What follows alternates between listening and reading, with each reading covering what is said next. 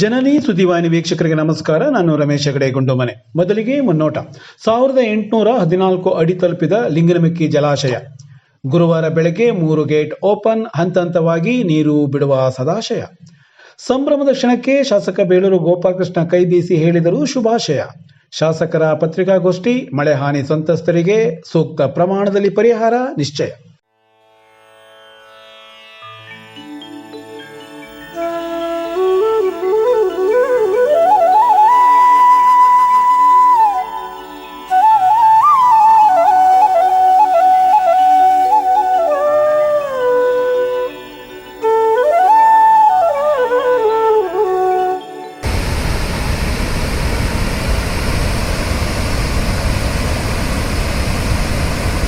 ಕಳೆದ ವರ್ಷದ ಕನಿಷ್ಠ ಮಳೆಯ ಕಾರಣ ಕನಿಷ್ಠ ಮಟ್ಟಕ್ಕೆ ಕುಸಿದಿದ್ದ ಲಿಂಗನಮಕ್ಕಿ ಜಲಾಶಯ ಈ ಬಾರಿ ಅತ್ಯಂತ ಬೇಗ ತುಂಬಿರುವುದಲ್ಲದೆ ಎಚ್ಚರಿಕೆ ಕ್ರಮವಾಗಿ ನೀರನ್ನು ಹೊರಬಿಡುವ ಹಂತಕ್ಕೂ ತಲುಪಿದೆ. ಗುರುವಾರ ಬೆಳಗ್ಗೆಯ ಮಾಹಿತಿ ಪ್ರಕಾರ 1814 ಅಡಿ ನೀರು ಸಂಗ್ರಹವಾಗಿದ್ದು ಒಳಹರಿವು 53,061 ಕ್ಯೂಸೆಕ್ ಇತ್ತು. ಒಟ್ಟು 1819 ಗರಿಷ್ಠ ಅಡಿ ಹೊಂದಿರುವ ಡ್ಯಾಂಗೆ ಇನ್ನು ಕೇವಲ 5 ಅಡಿಯಷ್ಟು ಮಾತ್ರ ನೀರು ಭರ್ತಿಯಾಗುವುದಕ್ಕೆ ಬಾಕಿ ಇದೆ.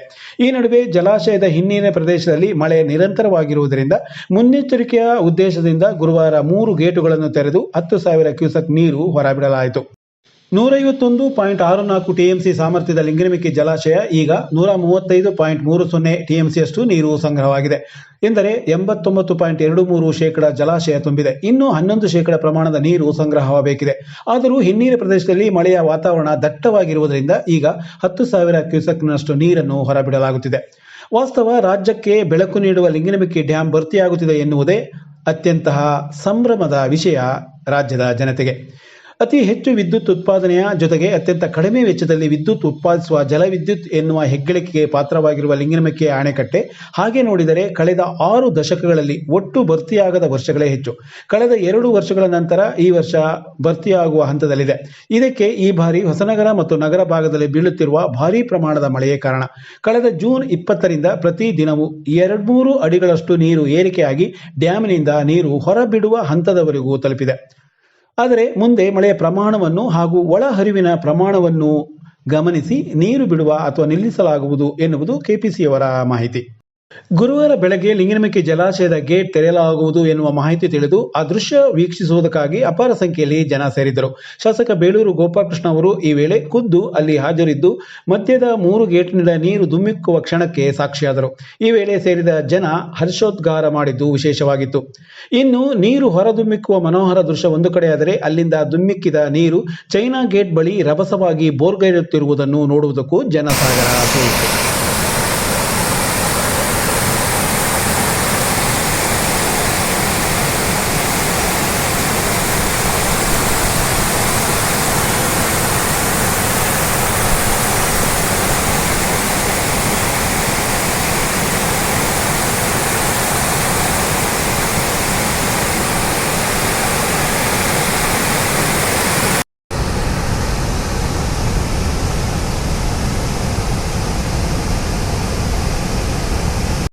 ಲಿಂಗನಮಕ್ಕಿ ಜಲಾಶಯ ತುಂಬುತ್ತಿರುವುದು ನಮಗೆಲ್ಲ ಹರ್ಷದ ಸಂಗತಿ. ಆದರೆ ನೀರು ತುಂಬಿ ಹೊರಬಿಡುವುದು ಕೂಡ ತಗ್ಗಿನ ಪ್ರದೇಶದ ಜನರಿಗೆ ತೊಂದರೆಯಾಗಲಿದೆ. ಹಾಗಾಗಿ ಹಂತ ಹಂತವಾಗಿ ನೀರನ್ನು ಬಿಡಲಾಗುತ್ತಿದೆ ಎಂದು ಶಾಸಕ ಬೇಳೂರು ಗೋಪಾಲಕೃಷ್ಣ ಅವರು ಹೇಳಿದರು. ಲಿಂಗನಮಕ್ಕಿ ಗೇಟ್ ತೆರೆದು ನೀರು ಬಿಟ್ಟ ನಂತರ ಅವರು ಕಾರ್ಗಿಲ್ನಲ್ಲಿ ನಡೆಸಿದ ಪತ್ರಿಕಾಗೋಷ್ಠಿಯಲ್ಲಿ ಮಾತನಾಡಿದರು. ಈ ಬಾರಿಯ ಮಳೆ ಅಪಾರ ಹಾನಿ ಉಂಟು ಮಾಡಿದೆ. ಇದಕ್ಕೆ ಸೂಕ್ತ ಪರಿಹಾರದ ಕ್ರಮ ಅನುಸರಿಸಲಾಗುತ್ತಿದೆ. ಮನೆ ಕಳೆದುಕೊಂಡವರಿಗೆ ತಕ್ಷಣ ಸ್ಪಂದಿಸುವ ಕಾರ್ಯವಾಗುತ್ತಿದೆ. ಮನೆ ಕಳೆದುಕೊಂಡವರಿಗೆ 1,20,000 ಹಣ ನೀಡಲಾಗುತ್ತಿದೆ. ಹಿಂದೆ ಬಿಜೆಪಿ ಸರ್ಕಾರದಲ್ಲಿ 5 ಲಕ್ಷ ಘೋಷಿಸಿ ಹಣ ಮಾತ್ರ ಕೊಡದಿರುವುದು ನಮ್ಮ ಮುಂದಿದೆ. ಆದರೆ ನಾವು ಹಾಗೆ ಮಾಡದೆ ಸಂತ್ರಸ್ತರಿಗೆ ಹಣ ಕೊಡುವುದು ಖಚಿತ ಎಂದು ತಿಳಿಸಿದರು. ಅವರ ಪತ್ರಿಕಾಗೋಷ್ಠಿಯ ಮಾಹಿತಿ ಹೀಗಿದೆ. ಹೋದ ವರ್ಷ ಬರಗಾಲದ ಛಾಯೆಯಲ್ಲಿ ನಡೆದೋಗಿದ್ದೀವಿ. ಆದರೆ ಈ ವರ್ಷ ಭಾರಿ ಒಂದು ಮಳೆಯ ವಾತಾವರಣ ಬಂದು ಶರಾವತಿ ತುಂಬಿ ಈ ಸರಿ ನೀರು ಬಿಡುಗಡೆ ಮಾಡುವಂಥ ಭಾಗ್ಯ ಇವತ್ತು ಸಿಕ್ಕಿದೆ. ಹೋದ ವರ್ಷದ ಒಂದು ಬರಗಾಲ ನೋಡಿದಾಗ ತುಂಬ ಹೆದರೋಗಿದ್ದೀವಿ ನಾವು. ಜನರಿಗೆ ಕುಡಿಯೋ ನೀರು ಯಾಕೆ ಕೊಡೋದು, ಅದು ಶರಾವತಿ ನದಿಯಿಂದಲೂ ಸಾಗರದಿಂದ ಕುಡಿಯೋ ನೀರು ಕುಡಿಯುವಂಥ ವ್ಯವಸ್ಥೆ ಇತ್ತು.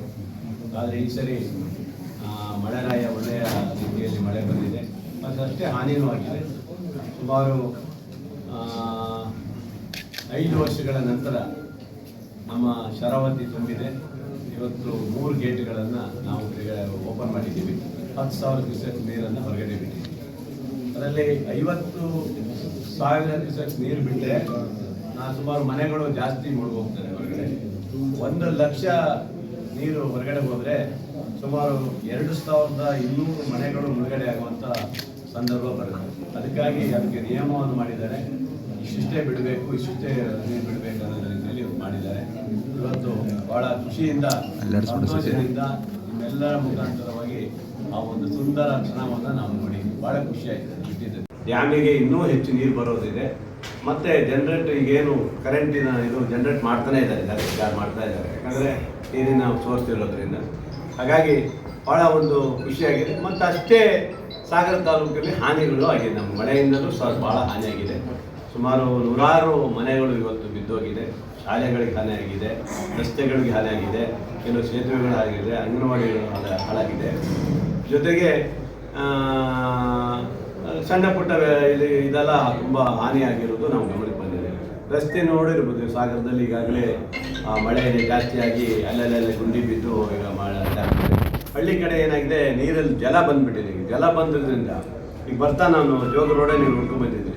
ಜಲ ಬಂದ್ಬಿಟ್ಟು ಮಧ್ಯ ರೋಡಲ್ಲೇ ನೀರು ಹರಿತದೆ. ತಾರೆಲ್ಲ ಹಾಳಾಗಿ ಹೋಗ್ತಾ ಇರೋದು, ಈಗೆಲ್ಲ ಹಾಳಾಗಿ ಹೋಗ್ತದೆ. ರೋಡು ತುಂಬ ಹಾಳಾಗಿದೆ.